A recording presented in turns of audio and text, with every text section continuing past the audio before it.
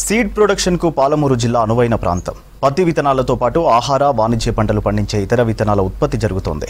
వీటి ముసుగులో కల్తీ విత్తనాలు, అనుమతి లేని విత్తనాలను మార్కెట్లోకి చలామణి చేసి రైతులను నట్టేటా ముంచే అక్రమ వ్యాపారం గుట్టుగా సాగుతోంది.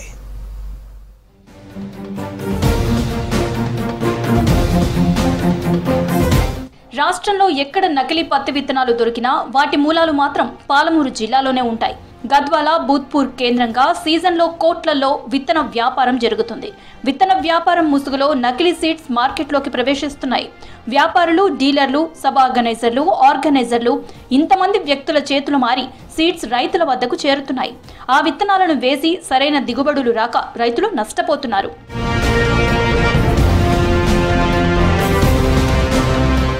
వానాకాలం సీజన్ మొదలు కాగానే సీడ్ వ్యాపారులు, ఆర్గనైజర్లు రంగంలోకి దిగుతున్నారు. అనుమతి లేని పత్తి విత్తనాలను మార్కెట్లోకి రిలీజ్ చేస్తున్నారు. అక్రమ సీడ్ దందాను అరికట్టేందుకు పోలీసులు, రెవెన్యూ, అగ్రికల్చర్ అధికారుల మూకుమ్మడి దాడులు నామమాత్రంగానే మారుతాయి. యథేచ్ఛగా గద్వాల, పాలమూరు జిల్లాల్లో సీడ్ దందా సాగుతోంది. గుట్టు చప్పుడు కాకుండా కోట్లలో వ్యాపారాలు సాగిస్తున్నారు. చాలా చోట్ల సీడ్ దందా బహిరంగ రహస్యమే అయినా అధికారులు చూసి చూడనట్లుగా ఉంటున్నారు. బయట పడితే తప్ప స్పందించటం లేదు. నామమాత్రపు కేసులతో సరిపెడుతున్నారు. ఇటీవల బూత్పూర్లో పోలీసులు జరిపిన దాడుల్లో అనుమతి లేకుండా నిల్వ ఉంచిన పత్తి విత్తనాలను గుర్తించారు. ఎక్స్పైరీ సీడ్స్, అనుమతి లేని విత్తనాలు దొరికాయి. గద్వాల, గట్టు, మల్దకల్ మండలాల్లోని పలు గ్రామాల్లో పత్తి విత్తనాలను అధికారులు స్వాధీనం చేసుకున్నారు.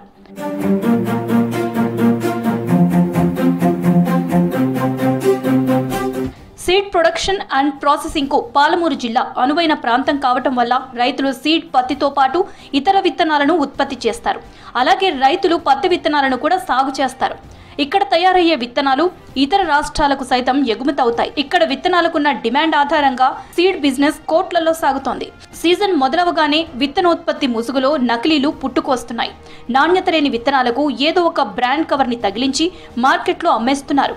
రైతులు వాటిని నమ్ముకొని నిండా మోసపోతున్నారు. ఏటా ఇదే తంతు. ఏదైతే విత్తన ప్యాకెట్ కొంటున్నామో ఆ బిల్లును పంట కోతే ధర విత్తనప్పటి నుంచి కోసేంత వరకు ఆ బిల్లును, ప్యాకెట్ను అదే విధంగా భద్రపరచుకోవాలి. ఎందుకంటే మధ్యలో అది జనరేషన్ రాకపోవచ్చు, జనరేషన్ వచ్చినా అది పూత పోయకపోవచ్చు, పూత పోసినా కథ కాకపోవచ్చు. సో ఏ టైంలో వచ్చినా ఈ బిల్లు ప్యాకెట్ ఉంటే మాత్రము మనం శాస్త్రవేత్తను పిలిపించి దాన్ని ఎస్టిమేషన్ చేయించి దాని ప్రకారం కన్జ్యూమర్ కోర్టులో రైతుకు మొత్తం నష్టపరిహారం అనేది మనం ఇప్పించే అవకాశం ఉంది. దయచేసి రైతులందరూ గమనించాలి.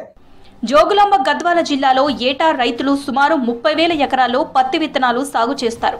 సీడ్ బౌల్ గా పేరుగాంచిన విత్తన పత్తి రైతులు ఇప్పుడు కష్టాల పాలవుతున్నారు. పలు కంపెనీలు రాతపూర్వకంగా నేరుగా రైతులతో ఒప్పందం చేసుకోకుండా మధ్యవర్తులతో మౌఖిక ఒప్పందాలు చేసుకుని రైతులతో విత్తన పంట సాగు చేయిస్తున్నాయి. ఈ వ్యవహారాన్ని పర్యవేక్షించాల్సిన వ్యవసాయ శాఖ అధికారుల నిర్లక్ష్యంతో చివరికి రైతులు నష్టపోతున్నారు. సీడ్ ఇచ్చిన ఆర్గనైజరే కావలసినప్పుడల్లా రైతులకు అప్పులు ఇచ్చేవారు. పంటను అప్పగించి తర్వాత అసలు, వడ్డీ పోను మిగిలిన డబ్బులు చెల్లించేవాళ్లు. ఈసారి పంట సాగు చేశాక మధ్యలో అప్పులు ఇవ్వలేమని ఆర్గనైజర్లు చెప్పడంతో రైతుల పరిస్థితి అగమ్యగోచరంగా మారింది. నాణ్యమైన విత్తనము, నాణ్యమైన పంట వస్తుంది, నాణ్యమైన దిగుబడి వస్తుంది, రైతుల ద్వారా ఆదాయం వస్తుంది.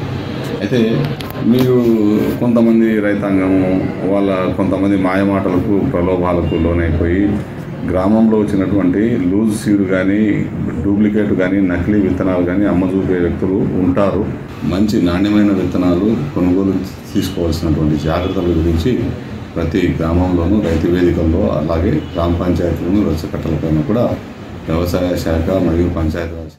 గద్వాల కేంద్రంగా సాగుతున్న కాటన్ సీడ్ జర్మినేషన్ లో ప్రతి ఏటా మాదిరిగానే సీడ్ లో క్వాలిటీ లేదని ల్యాబ్స్ లో నిర్ధారణ అయింది.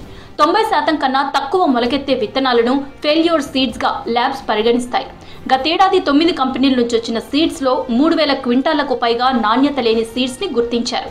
ల్యాబ్ లో టెస్టింగ్ పూర్తయిన సీడ్ లో ఫెయిల్యూర్ సీడ్ వివరాలు బయటికి రాకుండా అంతా జాగ్రత్త పడ్డారు. సీడ్ కంపెనీలు, కొంతమంది వ్యవసాయ అధికారులు ఎవరికి వారు గోప్యంగా ఉంచుతున్నారు.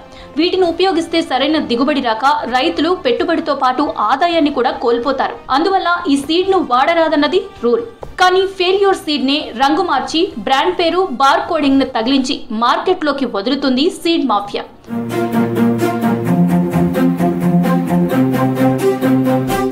నవంబర్ నుంచి జూన్ వరకు సాగే విత్తన వ్యాపారంలో కల్తీ విత్తనాలను అమ్మి రైతులను మోసం చేస్తున్న బడా సీడ్ వ్యాపారుల జోలికి ఎవరూ పోరు. చిన్న వ్యాపారులపైనే ప్రతాపం చూపుతున్నారు. లెక్కకు మించి కేసులున్నా ఏళ్ల తరబడి దందా నడిపిస్తున్న వారిపై నామమాత్రపు కేసులు పెట్టి వదిలేస్తారు. ఇప్పటిదాకా అనేక మార్లు పట్టుబడిన కంపెనీలపై కూడా చర్యలు తీసుకోవటం లేదు. దీన్ని బట్టి సీడ్ వ్యాపారం జోరు ఏ రేంజ్ లో ఉందో అర్థమవుతుంది. రాజకీయ పలుకుబడితో సీడ్ వ్యాపారం చేస్తున్న వారి వైపు కన్నెత్తి చూడాలంటేనే అధికారులు భయపడుతున్నారు. నాణ్యమైన విత్తనాలని, సర్టిఫైడ్ విత్తనాలని ఖచ్చితంగా రైతులకు అందించే విధంగా చర్యలు తీసుకోవాలా. దానిపైన కమిటీలు వేయడానికి ఇప్పుడు సమయం లేకపోయినా భవిష్యత్తులో కూడా మరి అలాంటి ప్రయత్నాలు చేయాల్సి అవసరం ఉంది. అంటే సర్టిఫైడ్ లేని విత్తనాలు ఏ కంపెనీ ఇచ్చినా, ఏ దళాలు ఇచ్చినా కఠిన చర్యలు తీసుకోవాలా.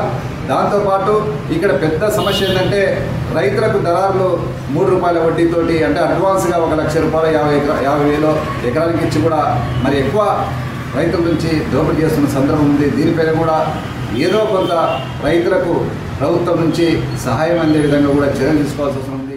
ఆలంపూర్, గద్వాల నియోజకవర్గాల్లో సీజన్ మొదలైందంటే చాలు విత్తనాలే కాదు, ఎరువులు, పురుగు మందుల దుకాణాల్లో కాలం చెల్లిన మందులు బయటపడుతున్నాయి. ప్రతి ఏడాది వరుసగా కేసులు నమోదవుతున్నా పీడీ యాక్టులు ఇప్పటి వరకు నమోదు కావటం లేదు. ఇంత పెద్ద ఎత్తున ఫెయిల్యూర్ విత్తనాల దందా సాగుతున్న వ్యవసాయ శాఖది ప్రేక్షక పాత్రే. ఒకవేళ కేసు నమోదైనా ఆ కంపెనీ పేరు ఎత్తాలంటేనే భయంతో వణికిపోతారు. BT3 పత్తి విత్తనాలు, నకిలీ పత్తి విత్తనాలు పట్టుకోవడం జరిగింది. వాటిని తీసుకొచ్చి టెస్ట్ చేస్తే BT3 అని కన్ఫర్మ్ అయిపోయింది. ఈ ఇద్దరు నిందితుల్ని FIR ఇష్యూ చేసి కేసు రిజిస్టర్ చేయడం జరిగింది. ఈ మహబూబ్నగర్ జిల్లాలో నకిలీ పత్తి విత్తనాలని అరికట్టడానికి కలెక్టర్ గారు, SP గారు ఎక్కడైతే ఈ కాటన్ సీడ్స్ తయారైతాయో ఆ ఫ్యాక్టరీల దగ్గర చెక్ చేయటము, మరియు రీటైలర్స్, ఆథరైజ్డ్ డీలర్స్ దగ్గర మండల కేంద్రాలలో, తర్వాత టౌన్లో అక్కడ తనిఖీలు చేయటము. విత్తనాలు ఎందుకు ఫెయిల్ అవుతున్నాయి, దీనికి కారణం ఎవరు, ఈ విషయంలో ప్రభుత్వ అధికారులు, ప్రభుత్వం పూర్తి స్థాయిలో విచారణ చేపట్టాలని రైతులు కోరుతున్నారు. రైతులకు ప్రయోజనం జరగాలంటే ఆర్గనైజర్ వ్యవస్థ లేకుండా నేరుగా కంపెనీతోనే రైతులు ఒప్పందం చేసుకునే విధంగా చర్యలు చేపట్టాలని రైతులు కోరుతున్నారు.